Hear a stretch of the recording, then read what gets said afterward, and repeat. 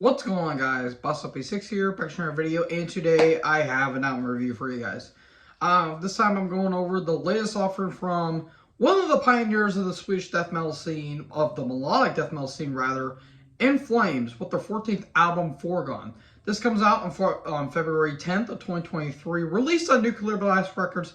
This is their 14th album overall, and I feel like I really don't have to introduce you guys to this band because basically these guys, alongside with At the Gates and Hypocrisy, really pioneered the Swedish melodic death metal sound that other bands like Soilwork will pick up on and kind of progressed it more and got it like a big namestay as it went on throughout the entire year and the entire decade and so on and so forth.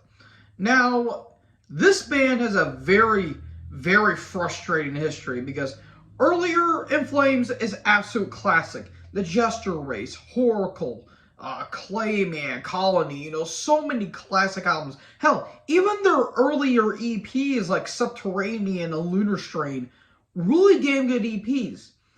Then when you get into the 2000s, things were starting to take a dip in quality. Now, Reroots to Remains and Soundtrack to Your Escape are solid albums. Not the best In Flames albums, but solid for what it is. And they got like a little more, more mainstream and a little more popularity when it comes to it. But then once A Sense of Purpose hit, that's when it dipped big time because they went more metalcore / alternative metal. Come Clarity was alright for what it is, and then everything else was terrible. Sounds of a Playground fading, battles, and especially the worst of the bunch was Siren Charms. Screw that album. That album is absolutely horrible, and I don't know why some people like to defend it some days. Now, their latest offering before this, Eye of the Mask, that came out in 2019, wasn't that good, but it showed some promise. And that's what this album kind of does too, because with the opening instrumental with the beginning of all things, that is a really, really, really beautiful acoustic intro.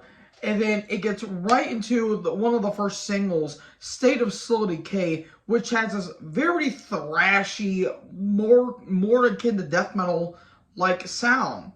And when I first heard that, that gave me a lot of hype because some of the singles that they've been putting out have been very, very, very promising.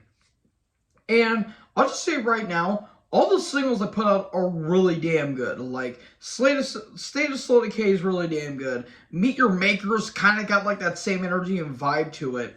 And you'll also have the 2-part title track and Foregone Part 1 and Foregone Part 2. I personally prefer the Part 1 better because it has like more harsher vocals, like almost like Randy Blythe, Lamb of God-like in terms of the growls. And you have Foregone Part 2, which is more melodic and more speedy, like in terms of the riffs. And the last single, The Great Deceiver, kind of brings back that melodic death metal like veneer. And I really, really, really dig that.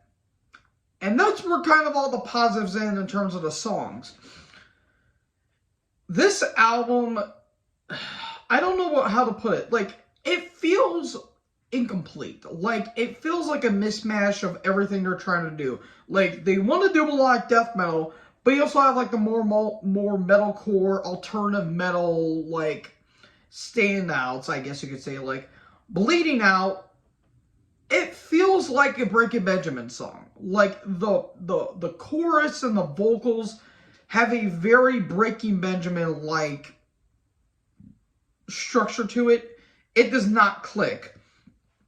And goes for the same with Pure Light of Mine. That is a filler track in the highest degree. Like, alongside there are tracks like a Dialogue in B-flat minor and Cynoshore. Those songs really do not do anything. And it's a really damn shame because this album has a lot of promise, but it feels like it doesn't have an identity. Like, one side wants to be melodic death metal, and the other side wants to be the more metalcore and alternative metal cliche they've been doing for the past almost 20 years. And you got songs like In the Dark, like, it's really good, but sometimes the chorus really doesn't work for me. Like, it has a really good, like, thrashy vibe to it, but it really feels like it's lacking something. It really lacks a punch in some ways. And that's what I kind of have a problem with this album. Like, half of it's good, half of it I do not care about. And that's really a damn shame because this band has a lot of potential to make a good album. We just haven't heard it in years. Now, production's really good. I really dig the production. And the guitar tone is good for what it is. I just feel like it could have been something. Hopefully, this is a step in the right direction now. Overall, this album was a bit underwhelming to me. I was a bit disappointed by it. It's not terrible. I think it's just okay for what it is. So therefore, I'm going to give it a C. So by far the worst album of the year. But I wouldn't say worst. It's just not the best album I've heard this year. So that is it, folks. That is my review of In Flames Foregone.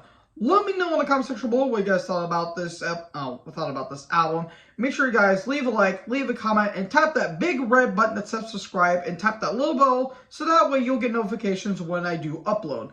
Thank you guys for watching this video. Make sure you guys like, comment, and subscribe, like I've already said, because I like to do my old intro apparently. Make sure you guys join the herd. Talk to you in the next video. Peace out.